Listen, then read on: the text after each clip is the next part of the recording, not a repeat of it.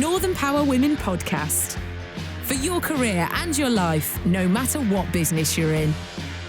Well, hello. I'm Sam Walker and welcome to episode 11 of the Northern Power Women podcast. This one's for the parents. This month we hung out in Newcastle for our live podcast recording and talked about why Peppa Pig needs to up her game and also whether women choose not to apply for the highest positions in their companies. Women could be labelled as cold, bossy, pushy, difficult. I spoke to powerless phenomena Elizabeth Vega about being a senior woman in tech and the reasons why some of us seem fearless in business. The interesting thing that I have found is that your parents actually are a key determining factor as to how brave you feel. And also I think your father in particular, if you're a woman, your father's belief in you, I think is a big determining factor as to whether you'll spread your wings and do something different. And in Ask The Hive, it's the age-old problem. How, from job interviews to promotions, do we sell ourselves effectively? And what must we avoid doing too? You try not to be biased, but it really doesn't help if there's things that sort of stand out as do not employ me on some of your social media sites. Now, a spring, nearly, maybe, please, finally starts to, spring. Let's check in with our very own busy and, of course, Queen Bee, founder of Northern Power Women, Simone Roche. It's great to be in Newcastle for episode 11 recording. Thank you to the brilliant Entrepreneur Hub at NatWest for so excellently hosting us. This month we've launched Northern Power Futures, a 2-day festival looking at the future of work designed by those who are going to work in it. We've held 3 download sessions in Newcastle, Manchester and Leeds, asking our future list and their connections what and who they would like to see, hear and take action on. We are still seeking feedback, so please go online or via our social channels to find the link to the survey and complete. Thank you so much in advance for your thoughts. Our peer-to-peer mentoring programme is almost at full capacity, so if you'd like to take advantage of a 12-month relationship with a matched peer, live connection events and 25 webinars, then contact us ASAP to get signed up. We've also supported Manchester Met University with their Growl project and the launch of their toolkits, including ones for young women, leadership training, mentoring and sponsorship. It's been brilliant to get involved with a number of the roundtables this month, including the British Council, West Midlands Women's Voice and Lancashire Leaders, and we're so looking forward to driving forward some of these impactful collaborations. We've had some excellent follow-up meetings across the length and breadth of the North, and we'll update you as these come to fruition. Please keep your feedback, interest and support coming, and of course, don't forget to leave us a review wherever you subscribe to your podcast. Thank you and see you next month. Thank you so much, Simone. Remember, you can follow everything that Northern Power Women does online at northernpowerwomen.com and also on Twitter at North Power Women. Now, this month's discussion panel, and a big thank you to our host, the NatWest Hub in Newcastle.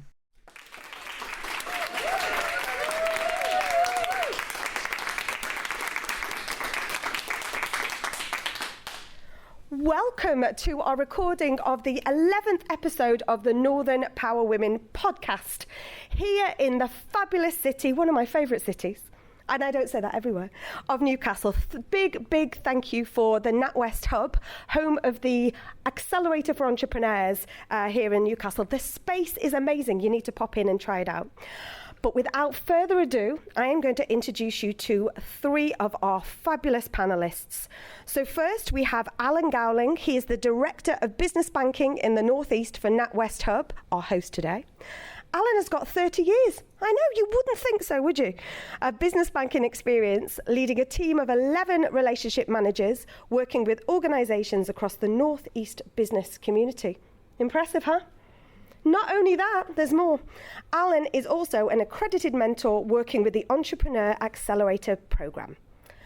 Next, we have Diane Riddell, a junior software developer for the Department of Work and Pensions Digital. Diane is an advocate for empowering people, is a disability activist and blogger, and her tech experience is in software development and testing, a co-founder of DWP's Digital Voices programme, and Diane has just been inducted into this year's Northern Power Women Future List. Woo!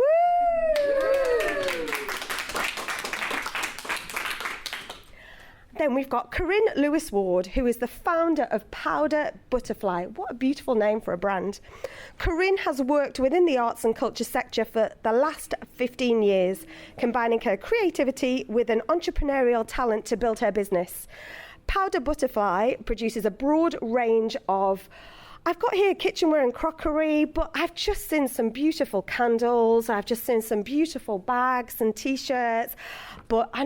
Each piece is decorated with a distinctive cityscape artwork available online. All products also are manufactured in the UK. So a massive big warm welcome to our panellists.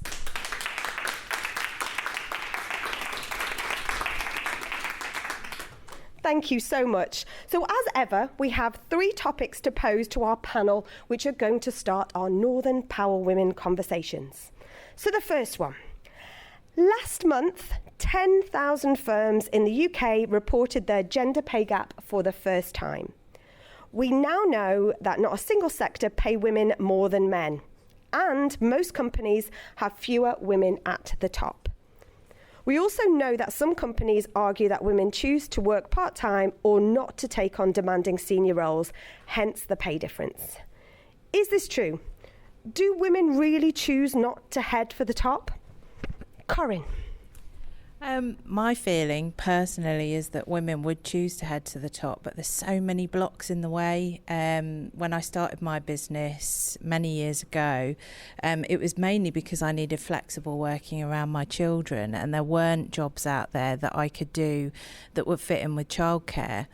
I also think there's an interesting perception of women that head to the top.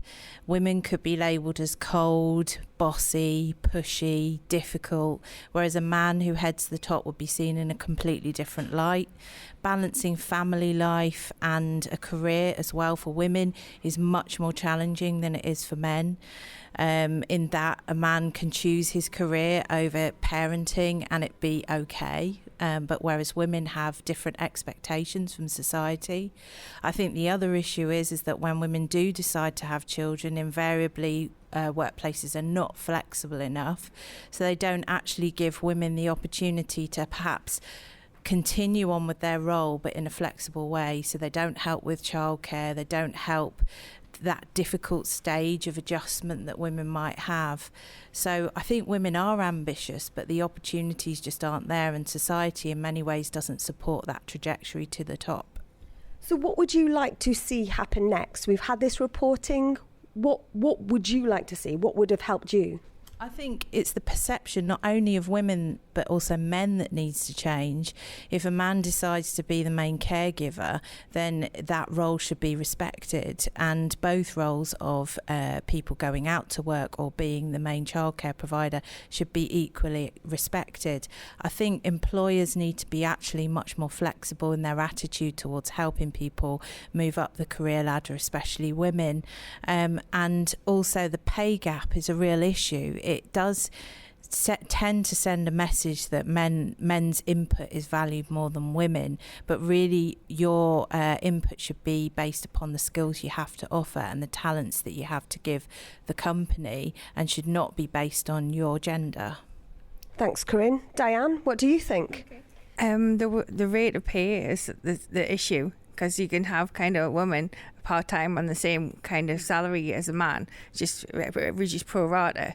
So it's we kind of get women to negotiate their own salary and kind of become skilled in doing that. And do you think negotiation is a problem that women have? Yes, because they tend to be not confident in the skills that they have, and kind of they think that kind of unless they know something 100%, then that's kind of they're not skilled enough. Where men, it's something if they're only skilled 50%, they'll be highly confident in their abilities. So what would you like to see as the next step for, we've had the reporting, what would you like to see next that would help with this challenge? I would like to see more businesses sponsor women, and also kind of give opportunities to women to kind of become senior leaders. So for example, come delegating opportunities, kind of mentorship and coaching, job shadowing, those kind of things. So they take more of a leadership role. So they are gaining those skills and becoming more confident in that role. Thanks, Diane. So, Alan, you work for a big organisation. Do you think that women are choosing not to head to the top? I can only speak from experience. So I've run a business in business banking for 7 years. And in those 7 years, I've employed more women in that journey into management than I have men. So I think as leaders, you have to pick the right candidate. So if it's a woman that's the right candidate and they choose to take that next step on that career journey, then that's the right thing. And so for me, we should be employing people on a non-biased basis, taking their skill sets and employing the right people in those roles. And if that's women, that's fantastic. And if that's men, that's equally great. But again, I'm only speaking from my point of view in relation to my business, and the women were much better. And how will the gender pay gap reporting help, hinder, support? Yeah, I mean, that's an interesting one, because in a corporate organisation like ourselves, we have pay scales. So somebody coming in that could be in the lower end of that pay scale is where we get those gender pay gaps, I think. So they might be just as good as somebody that has been in the business for 10 years on a higher pay gap, on a higher pay salary, and therefore that's where your gap starts to form. Now, is that right? That's the challenge, I think. If I've got somebody that's been in a business for 10 years, developing and working in that role for 10 years and has increased their salary year on year on year, and then somebody's coming, it's a bit younger, might be a female, and they're coming in at a lower end of the scale. Is that right? I can't get my head round, is it right or is it wrong? To be fair, I see it from both sides. I see somebody that's been in a role 10 years and built up a salary, but I also see it, well, actually, they're doing the same job. Why aren't they paid the same money? And where does negotiation come into? So is that person that's coming into the role, two people going for to negotiate a deal, why is it that one person will be able to negotiate a better deal than the other? That's the challenge. Okay. How many people in the room work for an organisation that have reported their pay gap? Small part of the room, quarter. If, just a question, just again, another show of hands, would a company's gender pay gap reporting impact for you on whether you wanted to work for them? Would it now it's out there, show of hands, would it stop you, would it make you think? Would you look at that now? Yeah. Okay, wow, okay, that's a big thing. Okay, so the next question. There are currently approximately 14 million disabled people in the UK. If you're disabled, you are twice as likely to be unemployed as a non-disabled person. Yet a 10 percentage point rise in the employment rate amongst disabled adults would contribute an extra £12 million to the exchequer by 2030. What do we need to improve? The chances of people with disabilities getting into work. So what do we need to improve? Diane, I am coming your way. Okay, thank you. I'm not lunging like Sam normally does. I am hovering a little bit awkwardly. Okay, thank you. Basically, there's several things that need to change. Firstly is kind of infrastructure. I don't think we've got the right transport model. We don't have the correct access to buildings. There's also issues with kind of access to IT and kind of maybe using robotics and AI. There's also attitudes as well. People just kind of either don't want to hire disabled people because they think it's a challenge or bother, or they won't even help them kind of within the workplace. But also there's kind of, once disabled people get into the workplace, do they have a career path that transition them to like the senior levels? And at the moment, a lot of kind of disabled people stay on the lower rungs of the kind of businesses. So that's the kind of things that need to change. What have you done? So you work within a big employer who's now created this digital voices program to, some more visibility of role models. What's your experience been within your organisation or of other people? Okay. At times it's been challenging. I've kind of had to fight for a support worker. Kind of also kind of fight to kind of get promoted into an IT role. But the thing is, it's been worthwhile because they have listened, and kind of whenever we've taken kind of disability issues to senior managers, they've acted. Which is a good thing. However, I think other businesses kind of need to take that on board and kind of consider positive action pathways and kind of looking at roles of kind of people with disabilities in their organisation, because we do contribute. Thanks, Diane. Alan, what have, as NatWest, as a massive organisation, done to attract more people with disabilities into your business, or it's a challenge for employers? Yeah, I mean, I think from human resources angle, and I think we've always got to try and employ people on a very unbiased positioning, and whether that attracts somebody with disability or not, I can't say that. I wouldn't be able to say that that's what we're trying to do. I think we're looking for the right candidate, and if the right candidate is disabled, then the right candidate should get the job. But again, there are a lot of challenges to overcome in terms of people's bias, in terms of people's. Diane mentioned access to buildings. I think resource challenges around how do we make sure that if people are at their desks, that they've got the right equipment. I know that there's been a number of people with issues where we're now rolling out workstations on a stand-up basis. So those types of things are all helping. But I think we've got a long way to go to make this better, is where I'm, my experience really. Corinne? From my perspective, I've got a close family member who has a disability, and she worked her way right up to managerial level. And I think that until the culture of disability changes within the workplace, so an attitude that you might actually see a disabled person as an asset, a lot of the blocks that are in the way for disabled people aren't going to change. So you could, as an employer, see that someone who suffers from a disability has overcome adversity of some kind, and they have skills to offer of resilience, of determination, and that actually maybe they feel they need to prove themselves more than most able people as well. I think until the employer sees those individuals as assets as opposed to problems, you're not really going to change a lot of the issues that disabled people find in the workplace. So it's a cultural shift that needs to occur, I think, as well as very practical considerations that need to be made. But it also comes back to my original point about women in the workplace. I think actually flexible working has to be something that employers start to consider as a viable option. So some people might actually have to work from home, but they can work remotely. We have loads of digital technology at our fingertips now. So there are lots of people who might be at home but could have quite an active career from home. It doesn't necessarily mean that they have to be catered for in a working environment if that isn't where they need to be. Yeah, basically I was just going to actually say that, offer more flexible working and kind of let people work from home, or even kind of support people to be kind of independent, be self-employed. Any good practice that we've seen in the organisation, in the room here of businesses, any businesses here that are doing anything?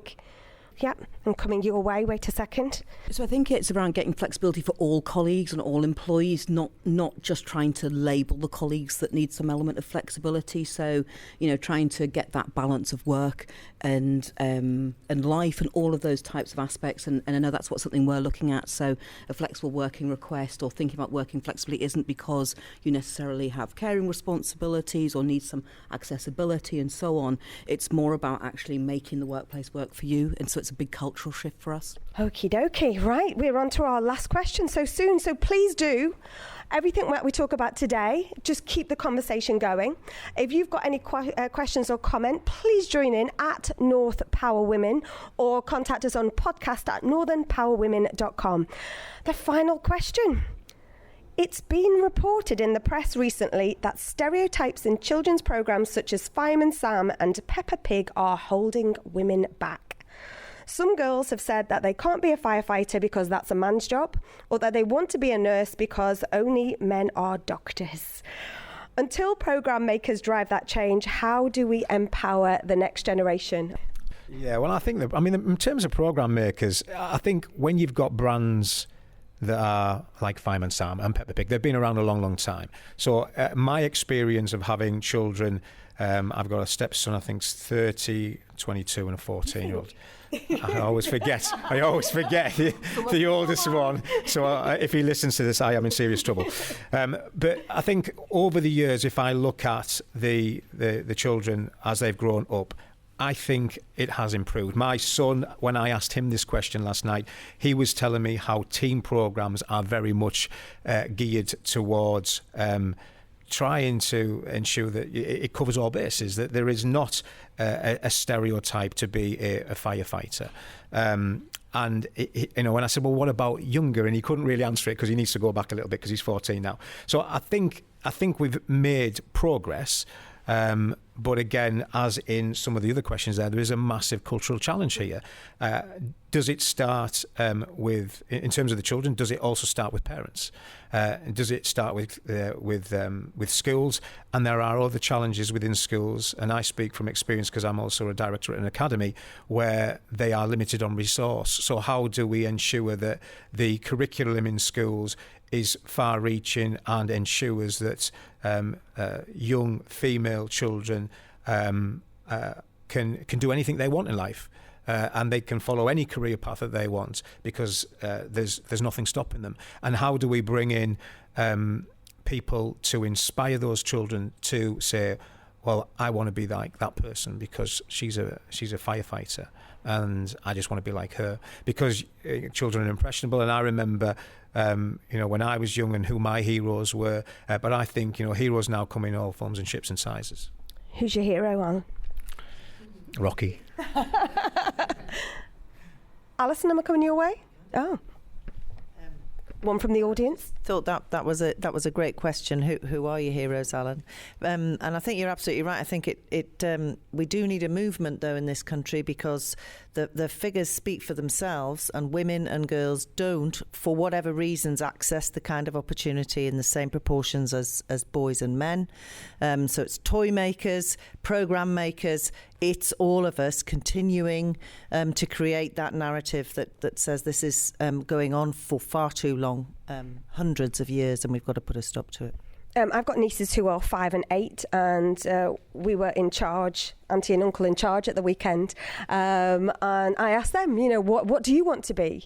And they both said teachers, but both their parents are in the education profession. So I think the parent question is a key thing. But so you've got two children, Corinne. So let's talk about Peppa Pig and firefighter Sam. So Danny Cotton, who's the chief of the London Fire Brigade, last month she started a campaign which was to change the language. So is language important? I think language is, but I mean, I'm in the throes of teenage world at the moment. So my daughter is heavily influenced by celebrities and very mainstream sort of role models. And I think the big challenge for me is looking at how we can change this. It's really a real difficult issue. But as an independent business owner, I have to be honest, I think independent business in some ways leads the way. And you do find little businesses popping up with fantastic creative solutions. So whether that might be a small business that starts gender neutral costumes for children, or a new book that comes out that really talks about those female heroines that have been there throughout history but redelivers that in a unique way. I think that is a way of infiltrating the mainstream consensus that is women have to have defined roles, and it's those products, services and creative approaches that will then mainstream consumer sort of culture will latch onto and start replicating in probably a more diluted and naff way, but creative business can lead the way in a really important way to actually open up the market of what women and children are exposed to, and that would be the kind of thing that I would hold on to in terms of hope. And I hope you're going to ask me who my hero is. Oh, absolutely. Hold on a second. Corinne, I've got a question for you. Who's your hero? It has to be Mary Portas, of course. Thank you. We talked about program makers. So I've recently started listening to Audible books because I find myself on trains a lot across the north. And my first one was Shonda Rhimes and the Year of Yes, mainly because of her TED Talk, and then mainly because I like some of the programs. And it took me to listening to that book to realise that she is a program maker. She's Grey's Anatomy, Scandal, How to Get Away with Murder.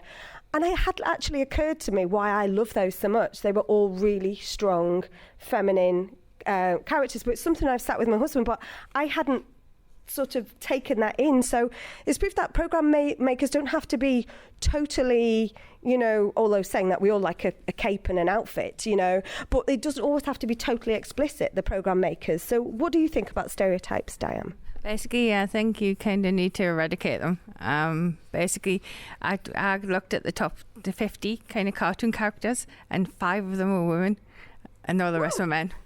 So it needs kind of women to write for women and girls, and even women who currently write now tend to write where the male is the lead character, and we need more female lead characters.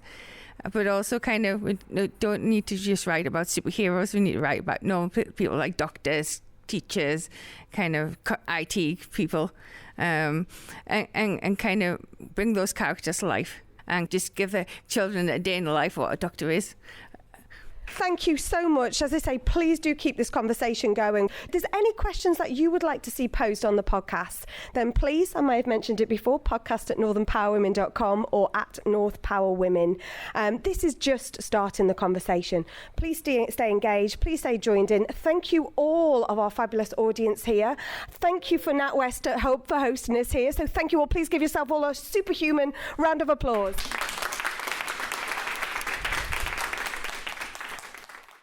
A tremendous thanks again to all our panellists for their time and their advice, to Simone for brilliantly facilitating that discussion, and again to our hosts in Newcastle, the NatWest Hub. We'd love to know any subjects that you would like to hear discussed on the Northern Power Women podcast. Just get in touch, let us know, and perhaps you would like to be a future host as well. All your questions answered. Just email podcast@northernpowerwomen.com. Next month, we are back in Leeds to find out about the Scully effect. Keep your ears peeled for that one.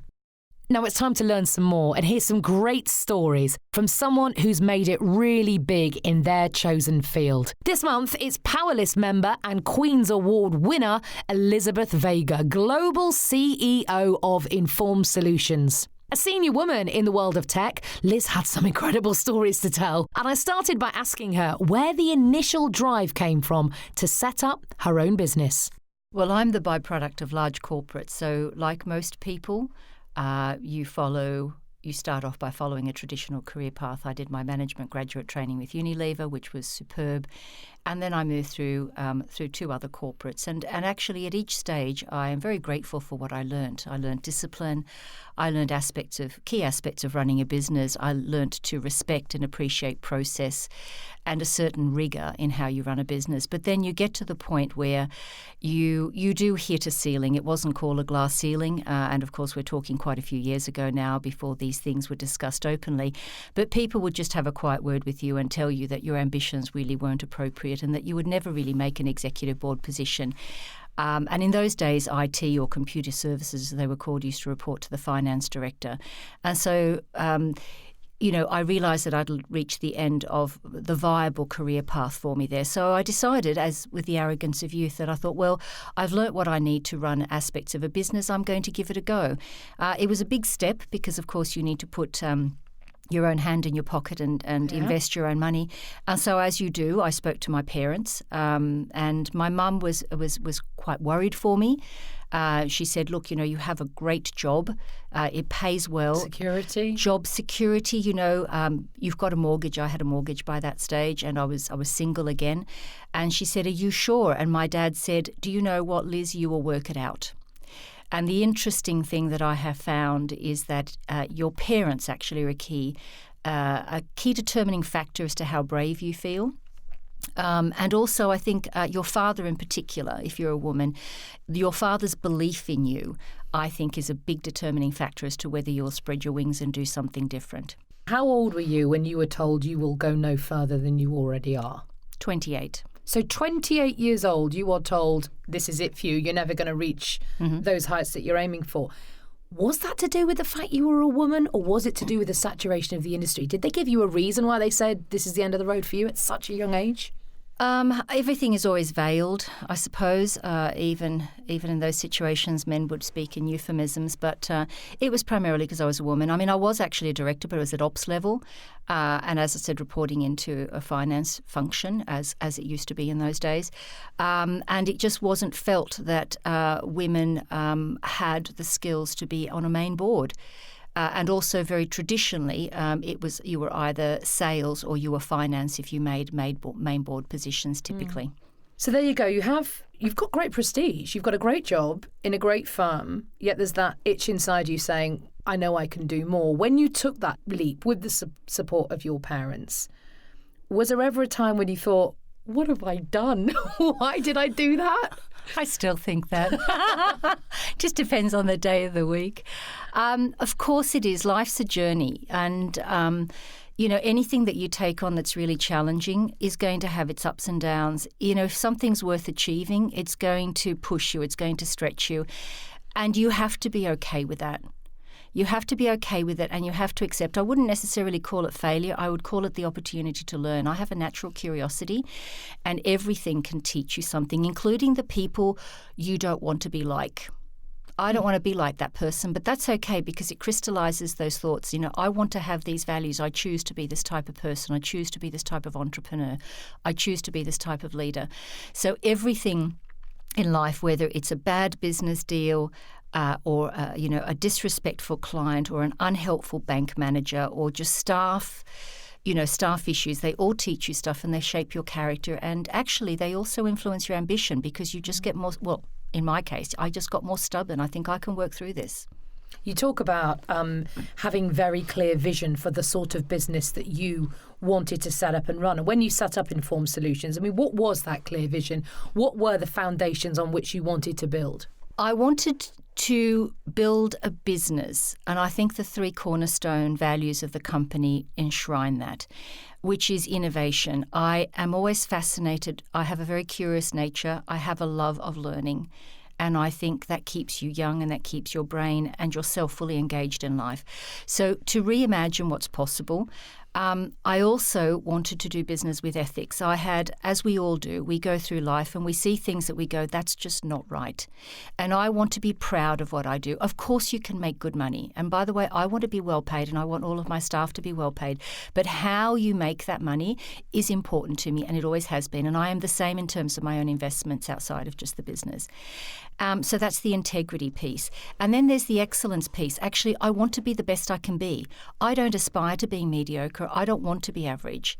And I respect anyone else's ambitions, but that's mine. And I love to surround myself with people that are can-do, a little bit fearless in terms of just tackling things and, just accepting that life is uncertain. We all know the 2 things that we can count on, which is death and taxes. We all know where it goes. So actually enjoy the journey and just embrace that uncertainty and have a good time at the same time as doing good whilst you're in your job. How did you build that team? Because it's tough, isn't it, to find the people who fit when you've got such a strong, clear vision of who you are and what your company stands for, to find those people who share those ethics but also share that drive. That's quite a tough call sometimes. How did you find that team? I think a big part of it is chemistry. You're right, it takes time. Relationships take time and they're like onions. I have a view that I think you need to be generous and you need to take everybody at face value, but deep trust takes time, and that's the real conversation. So you get to know people in your network, you find out who you gel with, you find out who shares your values, who shares your ambition and direction of travel, and then you just, in a very respectful way, you explore, hey, would this be for you? And sometimes you're a chapter of each other's lives. Sometimes it's not just the backbone. I have the privilege of having colleagues that I have worked with for 20 years, and you think, doesn't that get boring? It's like, no, because the job is never the same. It evolves over time. And if you have that continuity, it is such a privilege because we all have awful things happen in our lives. I lost my dad 3 years ago, and I am so deeply grateful for my colleagues that rallied around, and they just said, get on a plane and do what you need to do, and we will take care of the business. And that doesn't happen a lot in corporate life, And then there are other people that have been a chapter of the company's evolution, and we've had clients that have joined us for a period, and they have added a richness and a new dimension, but then they've either retired or they've moved on, and that's okay as well. And I think the most important thing is that you have respect for each other and that you're clear about what you want from each other in terms of expectations. And if those change, again, have that respectful conversation. So what about your management style in all of this? Because obviously you are steering the ship. Did you create a framework of your management style ahead of it? Did you have coaching? Did you go to mentors for that? Did you do courses? Or did it organically develop? How do you become a great manager? I think you have to like people. I don't mean I like every human being on the planet, but I'm fascinated by people. I'm interested in what motivates them. And I think the team dynamics are more important than almost anything else. And smart people learn. So if they're motivated by the right things and they have an aptitude, you send them on a course and they learn. The things that you can't send people on a course on is things like self-motivation, things like having a bit of positive ambition, respect for others. Those things are much, much harder to teach. So in terms of how you develop yourself, really, particularly when you're the number one, and you have to look around you. You have to learn from everyone, including your own people. Be humble. I love it when I sat down and I spoke to one of our placement students, and he was telling me about how he was actually doing R&D on artificial intelligence on one of our projects for the National Health Service. And this young man is only 21 years old. And I was fascinated. It's like, oh, so that's how it works. Because we all know the buzzwords. Just have that humility of listening to others. And I think also invest in yourself. Go on courses, meet other people, find out what works for them. And I have learnt techniques from other individuals. I have absorbed some of those techniques and made them authentically me. I don't want to sound like anybody else, but there are things, for example, I'm quite an impatient person. I have a very fast mind, and I have learnt that I have to slow down and make sure that everyone follows the conversation, because otherwise I lose my followers, and then you can't be a leader. Those are examples. You're a global CEO. You're CEO here in the UK. In a tech company, you are a woman, a very senior woman in the world of tech. How is that sector right now for women? Well, there's a lot of discussion, but the reality is if we look at, for example, Silicon Valley, only 14% of women are directors, and that is just board-level directors. 0.8% of women are in executive director, which is decision-making roles. 0.8%.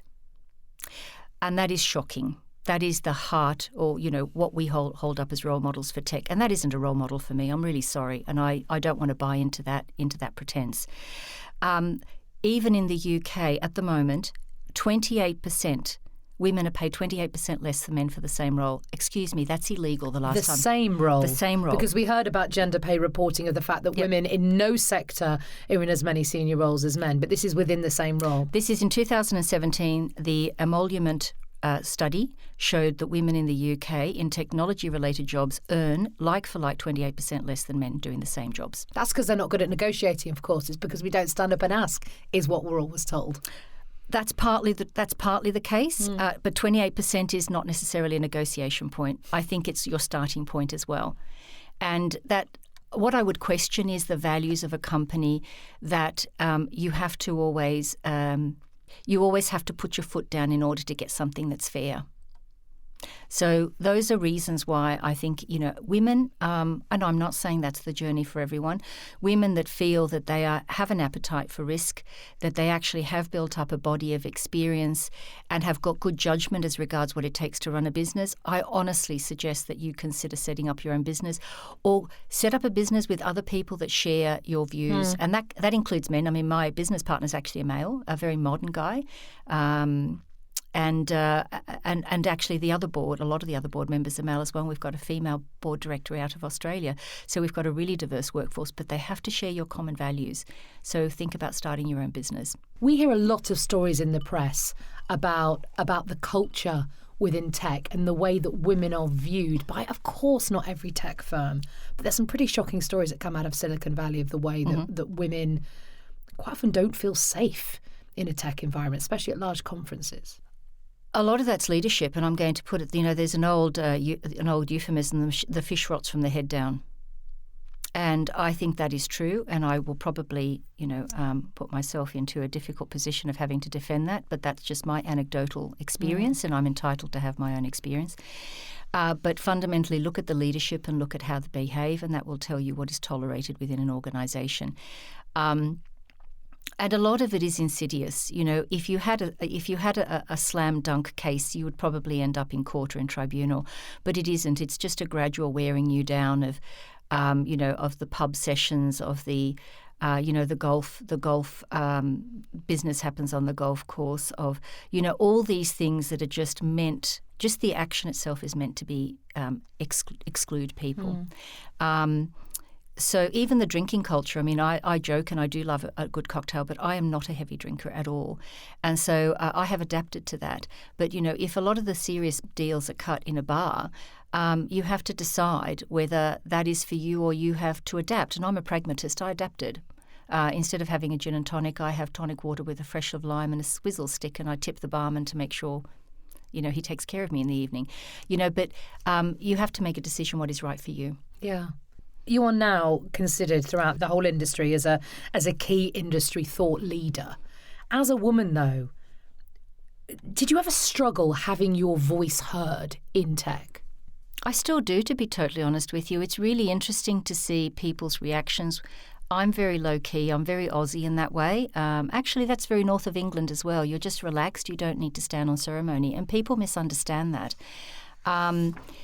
And so you're underestimated, and I laugh about it because by the time they don't underestimate me, then, quite frankly, I've usually got what I want. So everything can be used to your advantage if you have the right mindset. Even nowadays, people talk to me and they assume I'm not numerate. I'm not a finance practitioner. I'm an economist, so I have a slightly different view of the world, but I'm very definitely numerate. But I'm talking to finance guys, and they're talking the language of accountants, and that's okay. I can clearly run a company and be very successful about it. So you just develop a thick skin over it, if that makes sense. Yeah. But it still happens even now. Looking forward, looking to the future, I know that you're meeting with the Mayor of Greater Manchester, Andy Burnham, this week, in fact, to talk about how to close not just the gender pay gap, but the gender split within tech. That's one side of how tech needs to develop. But there's also issue, of course, about the digital skills shortage. And I know as part of the panel for the podcast this week, we're talking about the fact that there's, robots, let's just use that word and throw it out there, robots look to take 80 million jobs by 2030. We're faced, aren't we, on the one hand, by saying how are workplaces and workforces going to adapt to take that change on? And yet on the other side, we know that we've got a huge digital skills shortage going on. Is there enough time, really, for us to catch up and deal with both these issues? Well, I want to start off by commending Andy Burnham because leadership is not easy in the current times. It's almost like whatever you do, it's never enough. And you can appease some people, but then you will not appease others. So he is in a difficult situation, and he has needed to take some time to do a reconnaissance of what that landscape looks like. And it's got quite a number of moving parts. And you're quite right, Sam. We have, on the one hand, children and young people coming out of universities with huge student loans, and they are not equipped with the skills for the jobs of the future, because the teaching is not necessarily the curricula, I should say, is not keeping pace with the marketplace developments.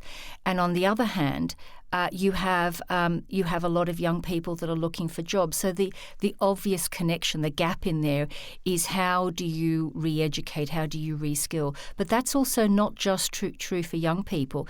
As you quite rightly pointed out, as the workforce needs new skills because of robotics, and AI, machine learning and automation, we need to reskill those people as well. We need to make them re-employable. So how can we facilitate them picking up the skills that allow them to contribute to our economic prosperity? I just want to take a moment to congratulate you because you've had one heck of a few months, actually. I mean, you were on the Northern Power Women Power list, of course, but nominated at the awards this year for Transformational Leader. And a small matter of an award from the Queen. Tell me more about that. It's for her birthday, of course, that took place last month. Oh, no, we were thrilled. I think you could hear the whooping all the way across to Australia. Of course, you're given a little bit of early notice, but you're not allowed to tell anybody. Even my family didn't know. That was harsh. So when we actually did tell all the staff on Friday, it was just euphoria. I mean, I think it's a combination of you work so hard at something, you have to have strength and conviction over it. And that's not just me. I'm talking about everybody in the company. We do have a lot of heavy lifting. And to have that level of recognition from, absolutely the benchmark in terms of, standards of a British company's excellence and integrity, of course. They actually make sure that, you may be financially very successful, but if you have questionable business practices, then they don't award you that. So really, as a testimonial, we're absolutely thrilled. So the Queen's Award for Innovation, the only tech company in the Northwest to get that. I mean, tech, people might think of London as being the leaders in so many sectors, but there is a huge power force behind tech here in the North. Yes, there is. And again, I think Annie Burnham is behind that ambition. And we have got a heritage of industry here. We have manufacturing. We are a transportation hub. We're the gateway to a large part of the world with the Manchester Airport Group, of course, and the inbound investment there. We have got Media City on our door. We have got an incredibly rich and diverse heritage of industry and innovation, and it's just the next generation of that innovation. Nowadays, it's about tech and digital, and the convergence of those things with traditional sectors, like, for example, transportation networks, how to make those smart, cities, how to make cities smart, and, of course, manufacturing, how to improve our productivity, because the UK hasn't got a hugely successful record of productivity as an economy, how to actually completely re-energise our manufacturing by making that smart too. You've talked so passionately about having the drive and the will to take that plunge, to set up on your own, especially if you're a woman, to how to build that team of like-minded people around you and how to build a business that you are proud of on an ethical level and not just a financially successful level. Bearing all that in mind, what one thing now do you believe would make tech a better place for women to work and grow their businesses? That is a really difficult question because there are so many. It is actually deeply ingrained prejudices. Again, that is just my opinion, and I am not the definitive authority, but like everyone, I'm entitled to my view. It is deeply ingrained prejudices in a lot of areas where you need access to capital, where, for example, you're bidding for work and you turn up and there isn't the expectation that it will be, a man. So all of those things we need to raise awareness. The Me Too campaign, it's not always about just inappropriate conduct of a sexual nature. It's inappropriate behaviours really of a discriminatory nature. And that's what we need to tackle. So it's a culture change, hearts and minds. We can have a rational debate, and everyone knows the rational debate. Financially, companies outperform if they've got a diverse board, but it's just cracking the old clubs and having women pull up other women as well. Having that generosity of spirit, if you've managed to make a breakthrough, help others up as well. Many thanks to the tremendous Elizabeth Vega for her time and her honesty as well. If you'd love to hear someone on this podcast, just let us know. Get nominating. Email podcast@northernpowerwomen.com. Next up, a terrific subject in this month's Ask The Hive, the place where you ask a question and get a whole host of advice from the Northern Power Women collective brain. This month, it's a thing so many of us hate doing: selling ourselves.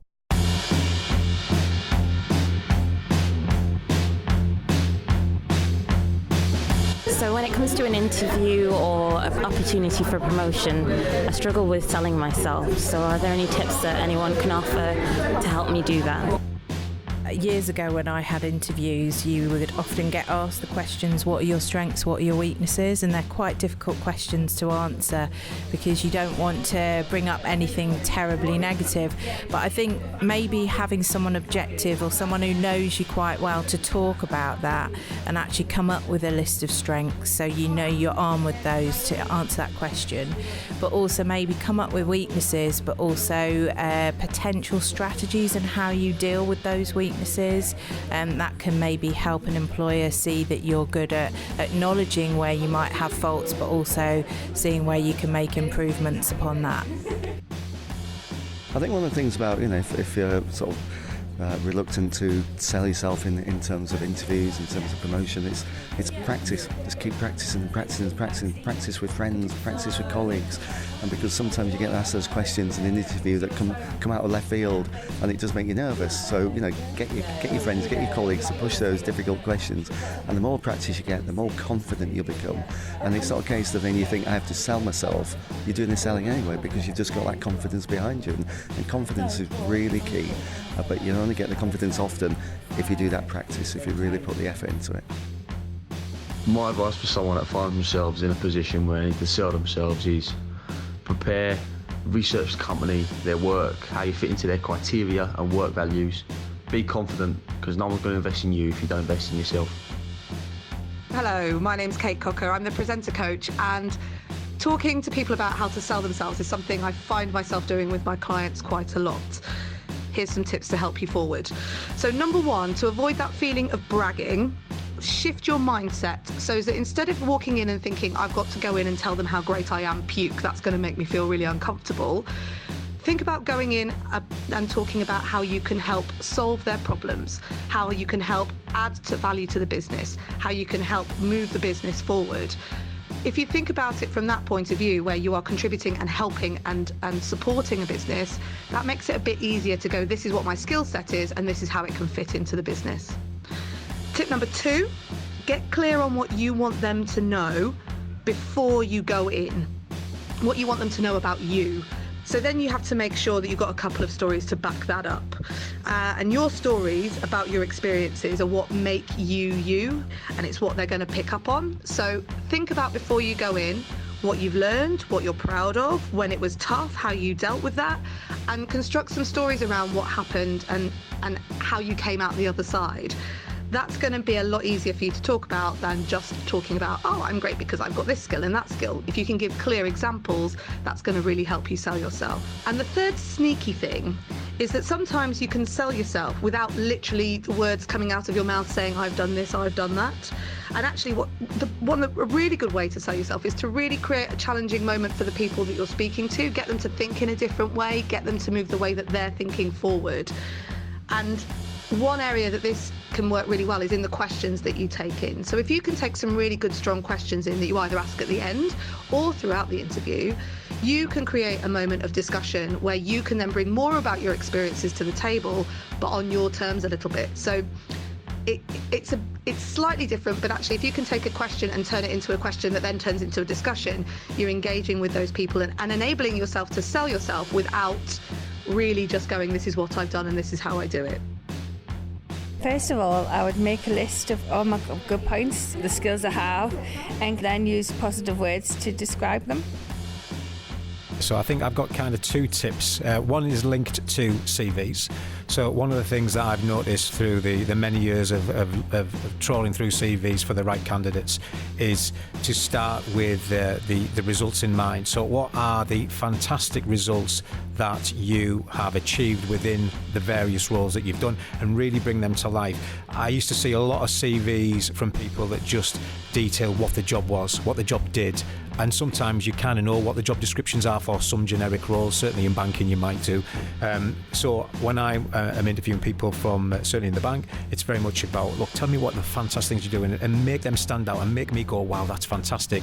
Also, the other bit within the CVs is sometimes what their interests are. There's been some fantastic people come through the interview process where they've got brilliant other interests that are really quirky. One guy had a coffee shop and he was talking to me about how coffee was made and everything about coffee, and I was just blown away, and he wanted a bank manager's job, so that was really good.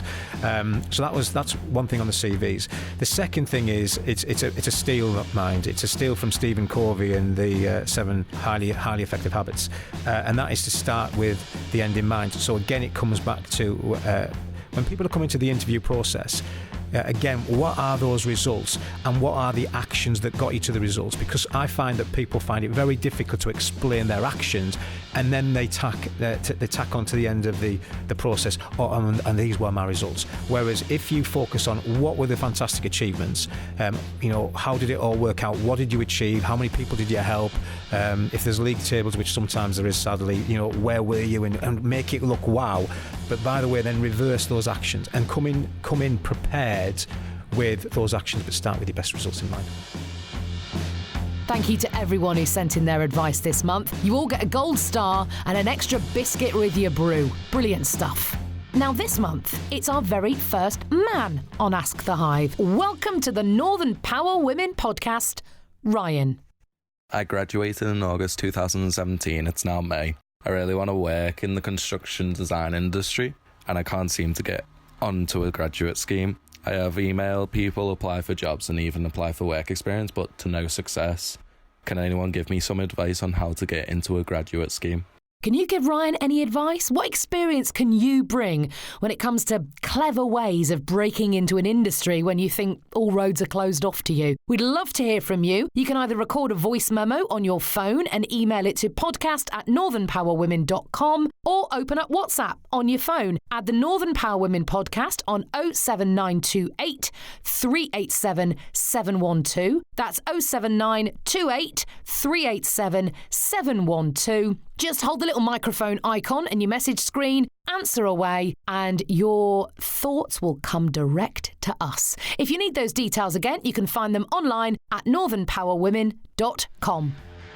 So there we go, for another month of great stories, great advice and great ideas. Please do leave us a review wherever you get your podcast from and tell everyone you have ever met to come and have a listen. It would mean a huge amount to us, so thank you. Set your alarm. The next episode arrives on Monday the 4th of June, and until then, this is the Northern Power Women podcast. I'm Sam Walker, and this has been a What Goes On media production for Northern Power Women.